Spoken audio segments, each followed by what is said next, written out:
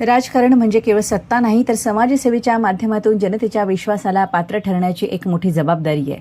ही जबाबदारी समर्थपणे पेलणारे व्यक्तिमत्व म्हणजे पुणे शहराच्या प्रथम नागरिक माननीय महापौर सौ मंजुषाताई नागपुरे. राष्ट्रीय स्वयंसेवक संघाच्या संस्कारातून आणि राष्ट्रसेविका समितीच्या विचारधारेतून घडलेल्या मंजुषाताईंनी शिक्षण क्षेत्रात बीकॉम आणि MBA पदवी प्राप्त करत समाजकारणाची वाट निवडली. पुणे महानगरपालिकेत सलग 3 वेळा नगरसेवक म्हणून निवडून येत त्यांनी जनतेचा विश्वास संपादन केला. विशेष म्हणजे 2026 साली पुणे महानगरपालिकेच्या इतिहासात प्रथमच बिनविरोध महापौर म्हणून निवड होण्याचा मान त्यांना मिळाला. ही त्यांच्या कार्यक्षमतेची आणि लोकप्रियतेची पावतीच म्हणावी लागेल. जिल्हा नियोजन समिती, स्थायी समिती, ऑडिट समिती, विधी समिती, शहर सुधार समिती तसंच महिला व बालकल्याण समिती अशा विविध जबाबदाऱ्यांमध्ये त्यांनी उल्लेखनीय कार्य केलं आहे.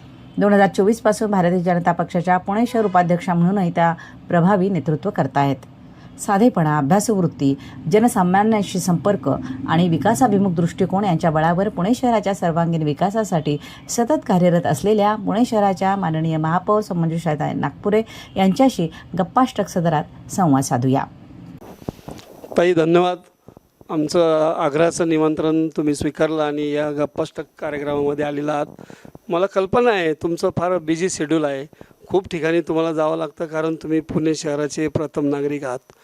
तर या गप्पाष्टकचा आपला जो हेतू होता, या ठिकाणी महापौरांपासून खासदारांपासून वेगवेगळी जी खाती सांभाळणारी जी लोकं आहेत त्या लोकांना या ठिकाणी आणून आपल्याला पुणे शहरासाठी काय करता येणार आहे हा आपला एक उद्देश होता. तो नागरिकांपर्यंत गेलं पाहिजे. सगळेच लोक पेपर वाचत नाही, डिजिटल मीडिया लोक पाहत आहेत, म्हणून मी हा वर्धापन दिन करण्याचं धाडस केलेलं आहे. तर आपण आज या ठिकाणी आलेला आहातच. पुणे शहरामध्ये महापौरपद तुम्हाला मिळालेलं आहे. आपण नशिबवान आहात, आपलं कार्य पण तेवढं आहे. तर या पुणेकरांना आपण काय देणार आहात या 5 वर्षामध्ये, थोडक्यात सांगा. माझ्या पुणेकरांना मी 5 वर्षात काय देणार हे टप्प्याटप्प्याने सांगितलेलं जास्त योग्य राहील असं मला वाटतं. या वर्षीचा तुमचा मनोदय काय? बरेच विषय आहेत. सगळ्यात महत्त्वाचं आहे म्हणजे पुणे शहरातली वाहतूक कशी कंट्रोल करता येईल आणि सध्या पर्यावरण हा सगळ्यात मोठा गाजणारा विषय आहे आपल्या शहरातला.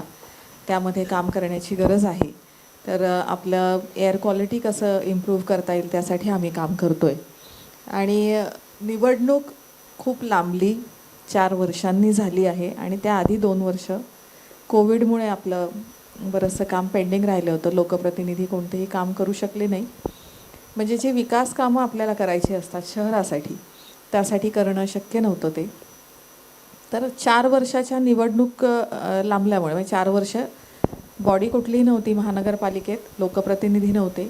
त्यामुळे जी काही कामं रखडली ती सगळ्यात आधी मार्गी लावायचं हे ह्या 1 वर्षभरामध्ये आम्ही हातात घेतलं आहे. ते पूर्ण करून घेणार आहोत. सध्या आता जून चालू झालेला आहे, पावसाळा देखील चालू होतो आहे. तर आपल्या पुणे शहरामध्ये जो अचानक पाऊस झाल्यानंतर जो काही पुराचा किंवा लोकांची घरं वगैरे पडत आहेत, त्यासाठी आपण काय उपाययोजना केलेल्या आहेत त्या सांगा, म्हणजे लोक निर्धास्त पावसाचा आनंद घेतील. आत्तापर्यंतच्या झालेल्या बैठका आणि त्या बैठकीमध्ये आमचं काय ठरलं आहे हे मी वेळोवेळी आपल्यापर्यंत पोचवलं आहे. तुम्ही तुमच्या माध्यमातून लोकांपर्यंत पोचले. परंतु आत्ता पुणे शहरातले जे काही ओढे, नाले, पावसाळी गटारं असतील, ड्रेनेज लाईन्स असतील, हे स्वच्छ करण्याचे आदेश तेव्हा दिले होते, मी दिले होते, आयुक्तांनी दिले होते. तर सगळं काम जे आहे ते पुणे शहरात ठिकठिकाणी सुरू आहे हे आपल्याला माहिती आहे. पाऊस येईपर्यंत ते पूर्ण करण्याचं आमचं नियोजन ठरलं आहे आणि त्या पद्धतीने आम्ही नक्की करून घेऊ. 4 वर्ष आपल्याला प्रतिनिधी नव्हते नगरपालिकेमध्ये. प्रशासनाने त्यांच्या पद्धतीने काम केलेलं आहे. ती जी कामं केलेली आहेत त्या कामांमध्ये आणि आता आपण जी कामं करत आहात त्या कामांमध्ये आपल्याला पुन्हा तीच कामं जर कधी अपूर्ण असतील तर ती करावी लागते. त्यामुळं आपल्या बजेटवर काय परिणाम होतो आहे का? निश्चितच होतो. बजेटवर परिणाम मोठा होतो. आणि कारण 6 वर्षापूर्वीची किंवा 4 वर्षापूर्वीची कॉस्ट वेगळी असते आणि आत्ताची कॉस्ट वेगळी असते. त्यामुळे बजेट वाढतं हे नक्की. आणि हे तर कायम होतच राहिलेलं आहे की आपण एखादा मोठा प्रोजेक्ट जेव्हा हाती घेतो त्यावेळेला कालांतराने त्यामध्ये परिस्थितीनुसार त्याची कॉस्ट वाढत जाते. त्याला लागणारे जे रॉ मटेरियल्स असतील ते, लेबर कॉस्ट असेल ती. तर तो होत राहिलेला आहे आत्तापर्यंत, हे काय नवीन नाही आहे. त्याचा परिणाम नक्कीच झाला आहे. ताई, अतिशय सर्वसामान्य लोकांच्या जिव्हाळ्याचा विषय म्हणजे शिक्षण. पुणे शहरामध्ये प्राथमिक शाळा, आपल्या नगरपालिकेच्या भरपूर शाळा आहेत, त्याच्यामध्ये काही शाळा आता CBSE शाळा होत चाललेल्या आहेत. तर या शाळा पूर्ण पुणे शहरामध्ये कधी होतील किंवा त्याबाबत आपला मास्टर प्लॅन काय आहे? दुसरा प्रश्न आहे माझा मेडिकलच्या संदर्भात. का मेडिकल जी आपली पुणे महानगरपालिकेची आहेत, तर त्या ठिकाणी काही ठिकाणी चांगली सुविधा आहे, आम्ही त्याबद्दल काही म्हणणार नाही, पण काही ठिकाणी अतिशय दुरावस्था आहे. तर सर्वसामान्य माणूस रुबी जहांगीरमध्ये जाऊ शकत नाही. तर या हॉस्पिटलसाठी आपला मास्टर प्लॅन काय आहे? दोनच हे शब्द प्रश्न आहेत, शिक्षण आणि मेडिकलच्या संदर्भात. शिक्षण क्षेत्रामध्ये आमचं मोठं काम सध्या सुरू आहे. आपण असं विचारलं की आपल्याला CBSE पॅटर्न सगळीकडे राबवायचा, तर नक्कीच करायचं आहे. आणि आपण जेव्हा पॅटर्न चेंज करतो किंवा एखादं पूर्ण क्षेत्र आपल्याला SSCमधनं जेव्हा CBSEमध्ये आपल्याला कन्वर्ट करायचं असतं, तर या गोष्टीला वेळ लागतो. हे असं ऑल ऑफ अ सडन होऊ शकत नाही. तर वेळ लागणार आहे, पण करणार आहोत हे निश्चित. कारण पुणे महानगरपालिकेच्या शाळांमध्ये शिकणारे विद्यार्थीसुद्धा तेवढ्याच चांगल्या क्षमतेचे असतात, हुशार विद्यार्थी असतात. त्यांनाही आपल्याला चांगला प्लॅटफॉर्म दिला पाहिजे. पुढच्या स्पर्धा परीक्षांमध्ये सुद्धा त्यांना जाता येईल का, ह्याची व्यवस्था आम्हाला करायची आहे. तर आम्ही हे करणार आहोत हे नक्की. शाळा आपण सगळे खूप चांगले करतोय, काही स्कूल्स आम्ही मॉडेल स्कूल्स म्हणून करतोय. आणि तसेही सगळ्या शाळांमध्ये विद्यार्थ्यांसाठी चांगलं पुस्तकं कशी मिळतील किंवा चांगले लॅब्स कसे मिळतील, इन्फ्रास्ट्रक्चर कसा चांगला असेल, ह्याचा एक प्रयत्न आहे. शिक्षकसुद्धा आपल्याकडे सगळे चांगले आहेत. काही शिक्षकांची कमतरता असेल तर ती आपण भरून काढणार आहोत. मी आपल्या पुणे शहरातल्या काही NGOs आहेत किंवा समाजात असे काही लोक असतात ज्यांना शिक्षण क्षेत्रात काम करायचं असतं, ज्यांना त्यांचं एक्सपर्टीज असतं, तर त्यांना मुलांना शिकवायचं असतं. त्यांना कुठलंही प्रकारचं रेम्युनरेशन, मानधन ते मागत नाहीत. ते स्वखुशीने आनंदाने शिकवतात मुलांना. असे सुद्धा खूप लोक माझ्याकडे आले आणि मला भेटून सांगितलं की आम्हाला द्या, आम्ही शिकवू मुलांना. शिवाय काही वर्ग असा आहे ज्यांना स्पेशल ट्युशन्स घ्यायचे आहेत. आपले विद्यार्थी जे गरीब असतात त्यांना ट्युशन्सला जाता येत नाही, फी परवडत नाही त्यांना. तर त्यांना शाळा संपल्यानंतर जो काही संध्याकाळचा वेळ असेल तर त्यावेळेला त्यांना ट्युशनसुद्धा घ्यायचे आहे. असा सुद्धा काही वर्ग आहे. तर हे सगळं आम्ही जरा एका सिस्टीममध्ये बसवतोय आणि एक पुढल्या काही काळांमध्ये तुम्हाला दिसेल, म्हणजे काही एक वर्षभरामध्ये, की आपल्या शाळेतलं सुधारणा झालेली असेल नक्कीच. दुसरा, तुम्ही मेडिकल सेंटर्स म्हणजे आपले जे हॉस्पिटल्स आहेत त्याच्याबद्दल विचारलं. त्यामध्ये खूप काम करण्याची आवश्यकता आहे, त्याला बजेटही लागणार आहे, ज्याची तरतूद आम्ही आत्ता केली. आणि आपण काही चांगले हॉस्पिटल्स आपण मल्टीस्पेशालिटीमध्ये कन्वर्ट करतोय, जनरल हॉस्पिटल्स करतोय 5. तर त्याचासुद्धा आमचा आराखडा तयार झालेला आहे. तोही पुढील काळात आपल्याला दिसेल. आपल्याकडं जागेची कमतरता नाही आहे, नक्कीच नाही. शाळेंसाठी नाही आहे, मेडिकल इन्स्टिट्यूटसाठी पण नाही आहे. फक्त आता गरज आहे ती फक्त आपल्या प्रयत्नांची. म्हणूनच मी तुम्हाला म्हणाले की आम्ही कन्वर्ट करतोय, म्हणजे आम्ही कुठलंही नवीन बांधकाम करणार नाही. आपल्याकडे असं काही वेळेला दिसतं की फक्त बांधकामच करतोय किंवा बांधकाम करणारे काही अर्धवट आपल्याला प्रोजेक्ट दिसत असतील, पडून राहिलेत, की ज्याचं पुढे काही झालेलंच नाही आहे. तर तसं न करता जे काही आत्ता आपल्याकडे अस्तित्वात असणारी इमारत असेल किंवा जागा असेल, त्यातच काही बदल घडवून आम्ही अत्याधुनिक कसं करता येईल याकडे आम्ही लक्ष दिले. तर आपण ज्या प्रभागाचं नेतृत्व करताय त्या नेतृत्वामध्ये आपल्या इथं जो उड्डाणपूल झालेला आहे, त्या उड्डाणपुलामुळे बरंचसं वाहतुकीचा प्रश्न आता मिटलेला आहे. तसेच वाहतुकीचे प्रश्न अजूनही काही भागांमध्ये आहेत, त्या ठिकाणी उड्डाणपूल होण्याची गरज आहे. त्या संदर्भात आपण काय सांगणार, पुणेकरांना काय आश्वासन देणार? जिथे गरज आहे उड्डाणपूल करण्याची तिथे तर करावंच लागेल आपल्याला. आणि मी म्हणाले तसं की आत्ता निवडून आल्यानंतर बजेट झाल्यावर आचारसंहिता लागली, काहीचे टेंडर्स लागलेले नाहीत अजून, पण पुढल्या काळात आता सुरू होतील. आचारसंहिता संपली आहे.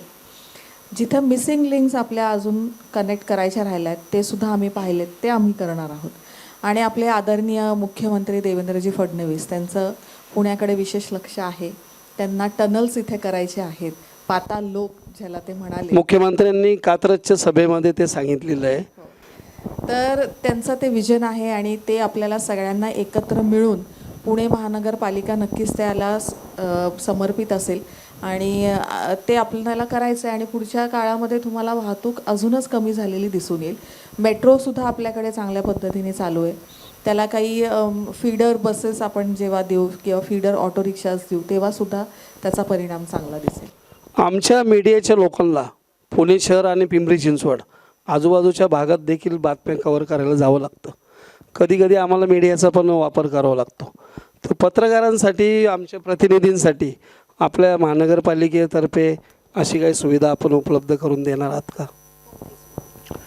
त्यांचं तिकिटाच्या संदर्भात असेल काही कन्सेशन किंवा रिटर्न पास मेट्रोमध्ये चालू नाही आहेत, एकतर्फीच चालू आहे, त्या संदर्भात आपण काही त्यांच्याशी करणार आहात का? माझ्याकडे तुम्ही निवेदन दिलं सगळ्या पत्रकारांनी मिळून तुमच्या संघातनं, तर आम्ही त्याच्यावरती नक्की वर्कआउट करू. धन्यवाद. धन्यवाद. आज मी इथे टॉप न्यूजला प्रथम वर्धापन दिनानिमित्त सगळ्यांना शुभेच्छा देते. तुमच्या संपूर्ण टीमला शुभेच्छा देते. हल्लीची पत्रकारिता वेगळी आहे. पत्रकार जेव्हा प्रत्यक्ष फील्डवर ग्राउंडवर उतरतो पत्रकारिता करत असताना, तेव्हा कोणत्या आव्हानांना समोर जावं लागतं हे त्या व्यक्तीलाच माहिती आहे. आणि त्यात तर आमच्यासारखी लोक असतात ज्यांच्याशी रोज डील करायचं असतं. तर कठीण आहे. आणि आत्ता आधी फक्त पत्रकार असायचे जे बातमी तयार करायचे, तुमच्यापर्यंत म्हणजे लोकांपर्यंत विषय पोचवायचे. आता सगळेच पत्रकार झाले आहेत. आम्ही पण पत्रकार झालो. वा. कारण आम्ही आमच्या फेसबुकवरती पेजेसवरती आम्ही आमची माहिती टाकतो, आम्ही काहीतरी स्क्रिप्ट टाकतो आणि आम्ही स्वतः पण काहीतरी सांगत असतो. तुमच्याकडनं शिकतो आम्ही. परंतु म्हणून आम्हाला थोडंसं सुसह्य होईल प्रवास करायला, म्हणून नगरपालिकेकडे आम्ही अपेक्षा करतो. नक्कीच नक्कीच. परंतु पत्रकारिता करत असताना आपण ज्या पद्धतीच्या बातम्या, किंवा ती फक्त एक बातमी नसते, आपण समाजामध्ये एक संदेश पोचवत असतो. आणि तो संदेश पोचवत असताना त्यामध्ये सकारात्मक काही विषय असलेले जास्त चांगलं राहील असं एक मला इथे माध्यमातून सांगायचं आहे. कारण सध्या आपण जर पाहिलं तर बाहेर खूप अनरेस्ट आहे, खूप निगेटिव्हिटी आपल्याला दिसते प्रत्येक विषयामध्ये. आवश्यकता नाही आहे त्या सगळ्याची, कारण चांगल्या गोष्टीसुद्धा घडतात. आणि ह्या चांगल्या गोष्टी पत्रकारांच्या मार्फत, आपल्यामार्फत जेव्हा आपण समाजामध्ये देऊ, सांगू, त्यावेळेला ते परिवर्तन दिसेल तुम्हाला आणि समाजामध्ये एक चांगला मेसेज जाईल. लोक आनंदी राहतील आणि आपल्याला आपल्या लोकांना आनंदात ठेवायचं आहे. मान्य आहे की आपल्याला काही जे खरं घडतं आहे समाजात ते सुद्धा त्यांच्यापर्यंत पोचवलं पाहिजे. पण याचा अर्थ असा होत नाही की आपण सगळ्या नेगेटिव्हच बातम्या द्याव्यात किंवा विषय पोचावेत. आणि दुसरं एक असं की मी तुम्हाला सगळ्यांना शुभेच्छा देते, तुमचं अभिनंदन करते की अतिशय चांगल्या पद्धतीने तुम्ही हे 1 वर्ष पूर्ण केलं. इथनं पुढचा काळसुद्धा तुमच्यासाठी चांगला असेल. अधिकाधिक वर्ष हे टॉप न्यूज पुणे चालत राहील. धन्यवाद. आमच्या टॉप न्यूज पुणे हे जे डिजिटल मीडिया नेटवर्क चॅनल जे आहे, तर डिजिटल मीडियाचा उद्देश काय आहे, काम काय आहे, ते काम आम्हाला खऱ्या अर्थाने लोकांपर्यंत न्यायचं आहे. म्हणून निष्पक्ष, विश्वासार्थ व जनहितासाठी ज्या काही गोष्टी असतात त्याचसाठी आपल्याला आम्ही पाचारण केलेलं आहे. या ठिकाणी आपल्याला नागरिकांसाठी काय करता येणार आहे, केवळ आणि केवळ या गोष्टी आपल्याला विचित्र मार्गाने ज्या चाललेल्या आहेत त्या न्यायच्या नाही आहेत. डिजिटल मीडिया खऱ्या अर्थाने समाजासाठी, तुमचं प्रशासन, जनता याच्यामधला दुवा होण्याचं काम डिजिटल मीडिया जे नेटवर्क चॅनल्स जे आहेत त्यांनी करावं, असं मी त्यांना या माध्यमातून एक संदेश देऊ शकतो, द्यायची इच्छा आहे. म्हणूनच आपल्यासारख्यांना इथं बोलवलेलं आहे. ते आपण आलात आणि आपला बहुमूल्य वेळ दिलेला आहे, त्याबद्दल खूप खूप धन्यवाद. आमच्या परिवाराच्या वतीने टॉप न्यूज पुणेच्या आपले खूप खूप धन्यवाद. ताई, एक फायर राऊंड घेऊया. फायर राऊंड एक घेऊया. 2 मिनटं घेते. पुण्याची ओळख एका शब्दात. शिक्षण आणि हेरिटेज. राजकारणातलं प्रेरणास्थान. आदरणीय पंतप्रधान. पुस्तक की मोबाईल. पुस्तक. आवडता पुणेरी खाद्यपदार्थ. बरेच आहेत. पुण्यातल्या म्हटल्यावर बरेच आहेत, तर त्यातल्या त्यात एखादा एक पदार्थ कसा खास. तरी त्यातल्या त्यात आपल्याला ब्रँडिंग नाही करायचं, परंतु पदार्थ सांगा. आवडता असं एक. मी ब्रँडिंगचा नाही विचार करत आहे. हां. पदार्थ म्हटल्यावरती मला पुरणपोळी खूप आवडते. क्या बात आहे. महापौर म्हणून सर्वात महत्त्वाचा गुण. लोकांशी संवाद साधणे. वर का बॅटरी उतरली वाटतं. नाही नाही चालू आहे. लोकांशी संवाद साधणे. हो, हे खरंच आहे, कारण 2012पासून तुम्ही आहात आणि निवडून येत आहात, कारण 3 वेळा नगरसेविका आणि आता महापौरपदी विराजमान झालेले आहात. तर पुण्यातल्या लोकांचाही तुम्हाला खूप स्नेह मिळालेला आहे आणि अर्थात तुमचाही त्यांच्यावर खूप आहे. हे खरंच अभिनंदनीय आहे. छत्रपती शिवाजी महाराजांकडून घेतलेला एक जीवनमंत्र. स्वराज्य टिकवता आलं पाहिजे. खरं आहे. महापौर पद क्या बात आहे. पुणेकरांसाठी सगळे एका वाक्यात ठरवणार. संदेश. आता आमच्या हातात काय राहिलेलं नाही आहे. नागरिकांनी तुम्हाला मतं दिलेली आहेत, तुम्हाला त्या ठिकाणी पाठवलेलं आहे. तुम्ही नागरिकच आहात. हो, आम्ही नागरिक आणि मतदार आहोत आपले. पुणेकरांसाठी तुमच्या हातात. एका वाक्यात संदेश. मी कायम सध्याची जी काही परिस्थिती असेल त्याच्यावरती बोलत असते. सध्या आपल्याला पाणी वाचवण्याची फार गरज आहे. पाणी कमी वापरा आणि वाया घालवू नका, कारण परिणाम पुढचे फार वाईट होणार आहेत. अल निनो इफेक्ट आहे. पाऊस किती पडेल, कसा पडेल हे अजूनही माहित माहिती नाही, परंतु असं म्हटलं जातं आहे की पावसाचं प्रमाण कमी असणार आहे. सध्या धरणसाठा कमी आहे, तर पाणी जपून वापरा. आमच्या टॉप न्यूज पुणेच्या वतीने एक विनंती करतो. हा कार्यक्रम जो रंगत आणलेली आहे, ते आमच्या ज्या अँकर आहेत त्यांचा आपल्या हस्ते सत्कार व्हावा अशी मी तुम्हाला विनंती करतो.